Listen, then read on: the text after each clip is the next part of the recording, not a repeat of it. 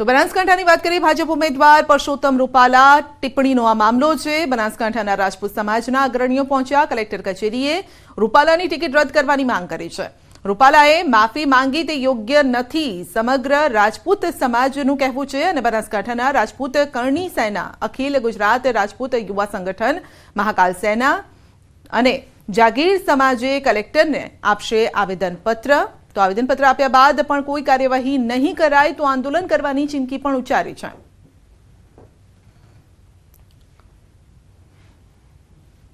तो अमरेली परसोत्तम रूपालाना जिल्लामां हवे राजपूतो मैदाने आव्या छे। राजकोट भाजपना उमेदवार रूपालाना विवादना પડઘા हवे अमरेलीमां पड्या छे। खांभामां राजपूत समाजमां घेरा प्रत्याघात पड्या छे ने खांभामां मामलतदारने राजपूत समाज द्वारा आवेदनपत्र आप्युं। टिकिट रद्द करवानो अमरेली क्षत्रिय समाजमां पण सूर छे।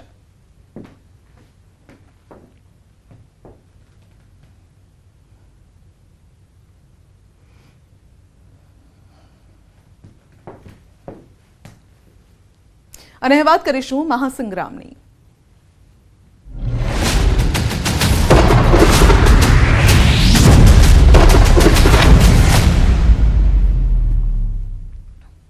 બનાસકાંઠામાં ભાજપમાં ભરતી મેળો વાવના બ્રહ્મ સમાજના આગેવાન જોડાયા છે। ભાજપમાં અમીરામભાઈ આસલ જોડાયા છે। ભાજપમાં પાટીલના હસ્તે કેસરીયો ખેસ પહેરી જોડાયા છે। ભાજપમાં અમીરામ આસલ સાથે મોટી સંખ્યામાં તેમના સમર્થકો બ્રહ્મ સમાજના લોકો પણ બીજેપીમાં જોડાયા છે।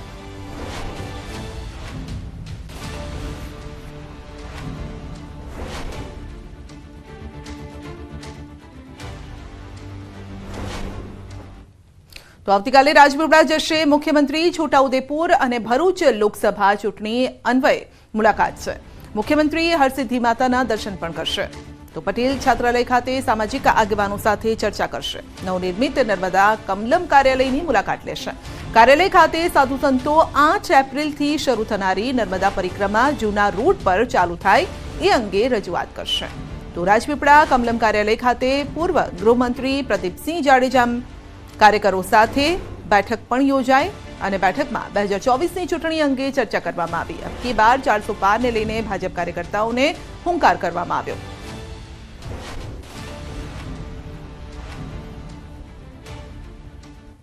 પાટણ લોકસભા ચૂંટણીનો માહોલ જામ્યો છે। મતદારોને આકર્ષવા કોંગ્રેસનો શાયરાના અંદાજ।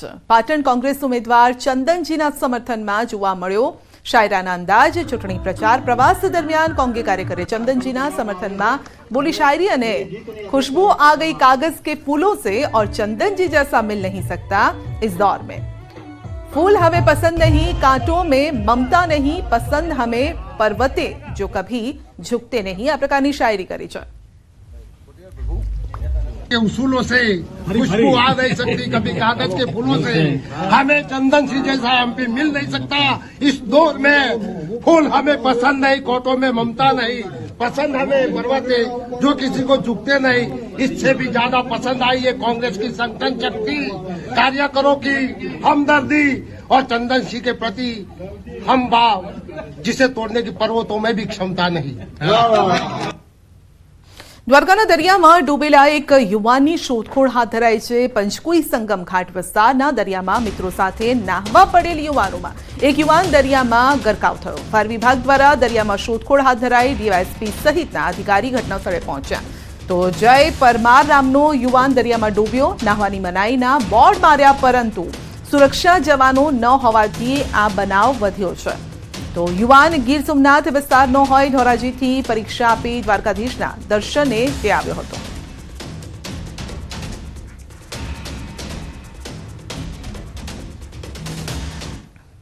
સુરતના મોટા વરાછા વિસ્તારની આ ઘટના છે। કાર ઓવરટેકને લઈને બે ભાઈઓને ઢોર માર માર્યો છે। વલસાડ ચીખલી હાઈવે પર થઈ હતી બબાલ। અવિનાશ અને વિક્કીની થઈ હતી બબાલ અને વિક્કીને અવિનાશ જાતિ વિષયક ગાળો બોલી હતી, मार मारवानी धमकी आपी हती अने 15 जेटला व्यक्ति अविनाशनी दुकाने धसी आव्या।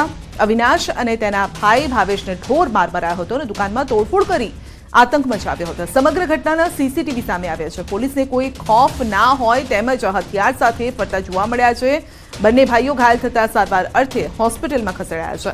અવિનાશે એટ્રોસિટી એક્ટ હેઠળ ફરિયાદ પણ નોંધાવી છે।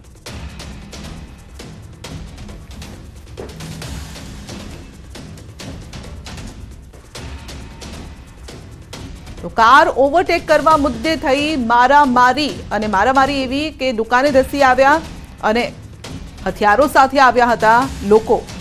વધુ અપડેટ મેળવીશું સંવાદદાતા કીર્તેશ પાસેથી। જી કીર્તેશ, મારામારીની આ ઘટના સીસીટીવીમાં કેદ થઈ છે, બાબત ફક્ત એટલી જ હતી કે કાર ઓવરટેક કરવો? બિલકુલ, સુરતના મોટા વરાછા વિસ્તારની આ ઘટના છે, જ્યાં ઓવરટેકિંગને લઈને બે ભાઈઓને ઢોરમાર મારવામાં આવ્યા હતા। સમગ્ર ઘટના વડસાલના ચીખલી હાઈવે પર બની હતી। બબાલ જે પ્રકારની હતી જેને લઈને વિકી નામના વ્યક્તિને જાતિ વિષયક ગાળો આપવામાં આવી હતી। 15 જેટલા વ્યક્તિઓએ વિકીના પર હુમલો કર્યો હતો। જે ઘટના હતી તે ઘટના બની હતી વલસાડના ચીખલી ખાતે અને તેની બબાલ સુરત પહોંચી હતી અને સુરત આવીને બે ભાઈઓને ઢોરમાર મારવામાં આવ્યા હતા। જોકે સમગ્ર ઘટના સીસીટીવીમાં કેદ થતા પોલીસે હવે આ મામલે ગુનો દાખલ કરી તપાસ શરૂ કરી છે। જી કીર્તેશ, આપનો આભાર।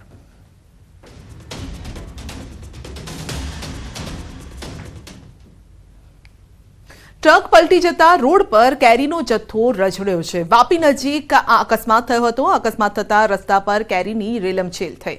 વાપી બલીઠા હાઈવે ઉપર કેરી ભરેલ ટ્રક પલટી ગયો તો રસ્તા પર કેરીનો જથ્થો જોઈને સ્થાનિક લોકોએ કેરી લેવા માટે પડાપડી કરી હતી અને એક તરફ અકસ્માત અને બીજી તરફ લોકોની ભીડના કારણે હાઈવે પર ટ્રાફિક જામ થયો।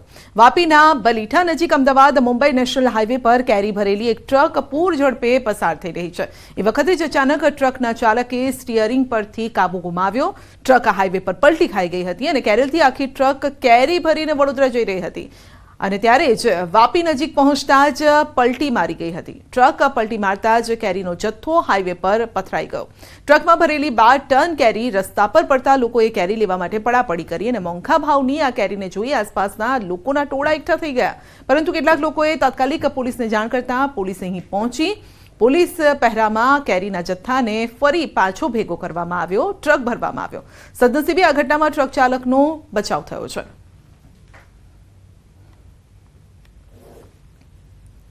સુપ્રસિદ્ધ યાત્રાધામ ડાકોર રણછોડરાયજી મંદિરમાં ભક્તો બાખડ્યા હતા। વહેલી સવારે મંગળા આરતી દર્શન સમયે ભક્તો વચ્ચે છૂટા હાથની મારામારી થઈ। દર્શન કરવાની બાબતમાં ટોળાએ મારામારી કરી। મારામારીના દ્રશ્યો કેમેરામાં કેદ થયા છે। સમગ્ર બાબતને લઈને ભક્તોનું ટોળું પહોંચ્યું police station.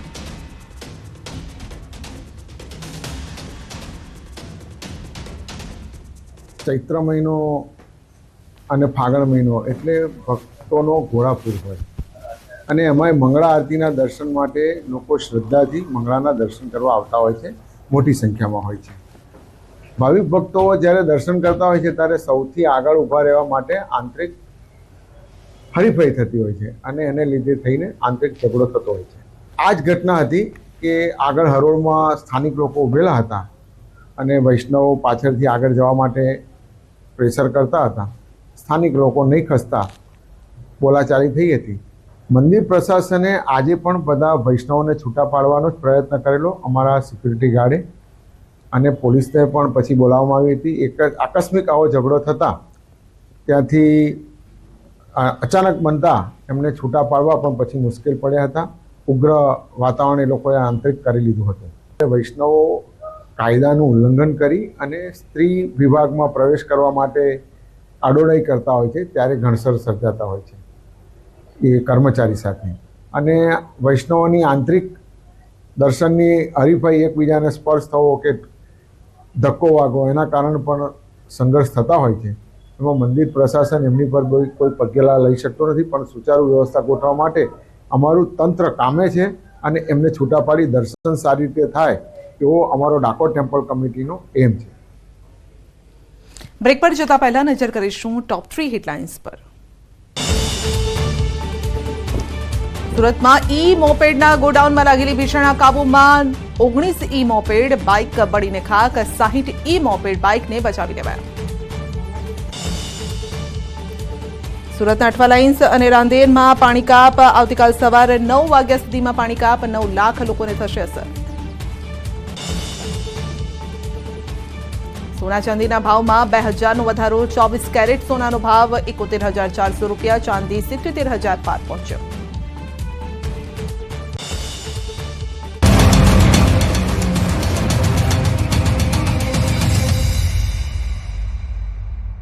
Luby pumps, flow नहीं फोर्स।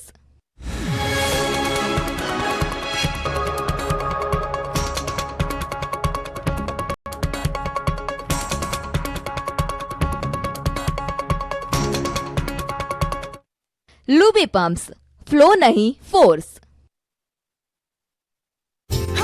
છે આગાહી. તે દરમિયાન ચક્રવાતોનો પ્રવાહ આવશે તો ઓગસ્ટ સપ્ટેમ્બરમાં વરસાદ સારો રહેશે.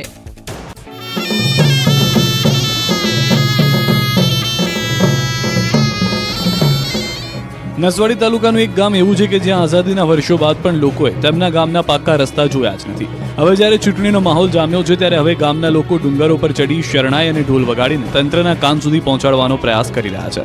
નસવાડી તાલુકાનું સૌથી મોટું ગામ કે જેમાં ગામ ડુંગરો પર વસેલું છે.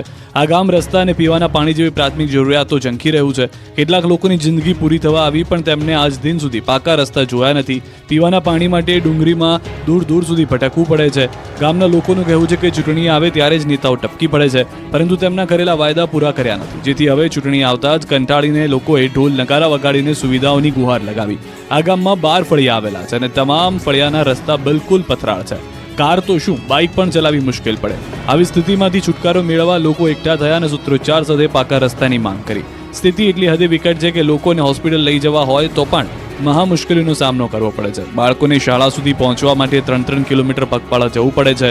ખાસ કરીને ચોમાસા દરમિયાન અહીંના લોકોને ભારે હાલાકીનો સામનો કરવો પડે છે.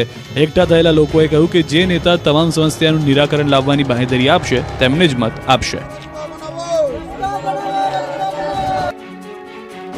અમદાવાદના સાયન્સ સિટી 4 રસ્તા પર અંડરપાસ બનાવાયો. અહીં વાહનોની વધુ અવરજવરને કારણે ટ્રાફિક સમસ્યા સર્જાતી હતી. કેટલાક દિવસોથી અંડરબ્રિજ તૈયાર થઈ ગયો હતો, પરંતુ ચૂંટણીના કારણે નેતાઓ આ બ્રિજનું લોકાર્પણ કરતા નહોતા.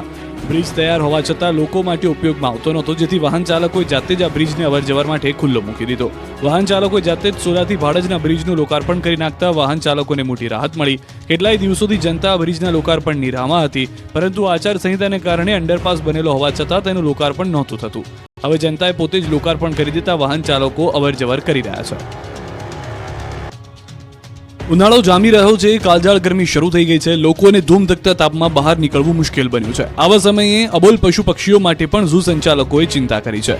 ભીષણ ગરમીના તાપથી બચવા માટે સુરતમાં પશુ પક્ષીઓ માટે ખાસ વ્યવસ્થા કરવામાં આવી છે. સુરત મહાનગરપાલિકા સંચાલિત સરથાણા ખાતે આવેલા પ્રાણી સંગ્રહાલયમાં પ્રાણીઓ માટે ઠંડકની વિશેષ વ્યવસ્થા.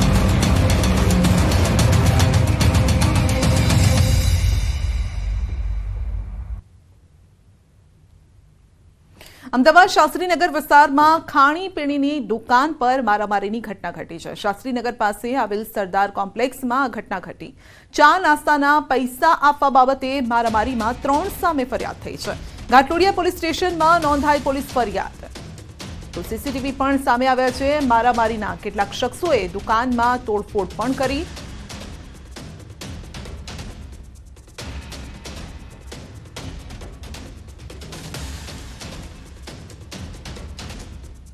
જૂનાગઢમાં જાહેરમાં હથિયાર સાથેનો વિડીયો વાયરલ થયો છે. હાથમાં ઘાતક હથિયાર રાખી ઇન્સ્ટાગ્રામમાં વિડીયો અપલોડ કર્યો હતો. લોકોમાં ભય ફેલાવવાનો હેતુ હતો. પોલીસની કાર્યવાહી. આફતાબ નોઈડા, સમીરભાઈ હસનભાઈ નોઈડા સામે કરવામાં આવી છે કાર્યવાહી અને બંને યુવકોને કાયદાનું ભાન કરાવે છે પોલીસ. વિડીયો મૂકવા બદલ બંને યુવાનોએ માફી પણ માંગી છે.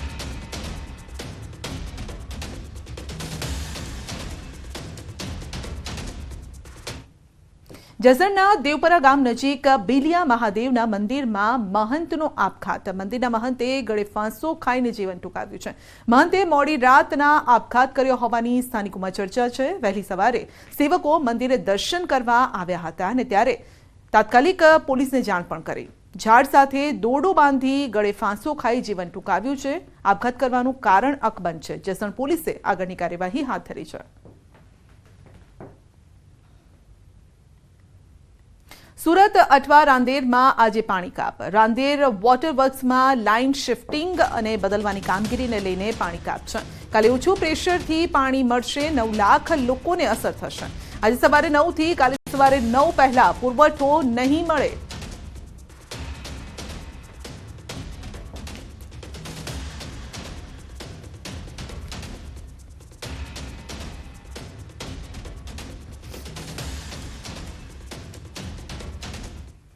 કેન્દ્રીય મંત્રી પરસોત્તમ રૂપાલા દ્વારા ક્ષત્રિય સમાજ વિરોધ કરેલી ટિપ્પણીને લઈને વિવાદ વધુને વધુ ઘેરો બન્યો છે. ત્યારે હિંમતનગર ખાતે સાબરકાંઠા જિલ્લાના ક્ષત્રિય સમાજના આગેવાનો યુવાનો એકઠા થઈ જિલ્લા કલેક્ટરને રજૂઆત કરવા માટે પહોંચ્યા. આવેદનપત્ર આપી ઉમેદવારી રદ કરવા માટે રજૂઆત કરાઈ.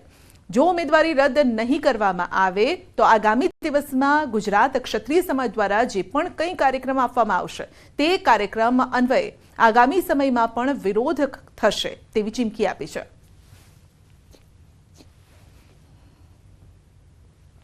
મહીસાગરમાં જિલ્લા ક્ષત્રિય સમાજ દ્વારા કલેક્ટરને આવેદનપત્ર આપવામાં આવ્યું. જિલ્લા અલગ અલગ ક્ષત્રિય સંગઠન એકત્રિત થઈ વિરોધ કરી આવેદનપત્ર આપવામાં આવ્યું છે. રૂપાલાને જ્યાં પણ ટિકિટ આપશે ત્યાં વિરોધ કરવામાં આવશે તેવું ક્ષત્રિય સમાજનું કહેવું છે. જિલ્લા ક્ષત્રિય સમાજ આકરા પાણીમાં છે. રૂપાલાને લઈ દેશભરમાં વિરોધ કરવામાં આવશે તેવી ચીમકી ઉચ્ચારી છે.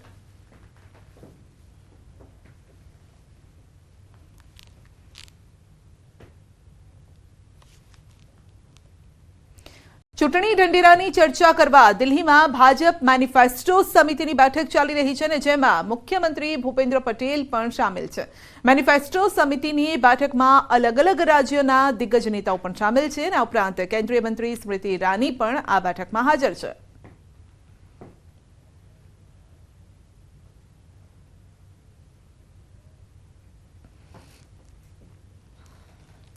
તો દક્ષિણ ગુજરાતના ખેડૂતો માટે ખાસ દિવસ છે. સહકારી શુગર મિલો શેરડીના ટન દીઠ ભાવો જાહેર કરશે. સહકારી શુગર મિલો 3 લાખ ખેડૂતો અને 5 લાખ ખેત મજૂરોને રોજગારી આપે છે. શુગર મિલોની બોર્ડ ઓફ ડિરેક્ટરની બેઠક યોજાશે. વાતાવરણમાં અવારનવાર બદલાવ, શહેરીકરણના કારણે 8 લાખ ટન ઉત્પાદન ઓછું નોંધાયું છે.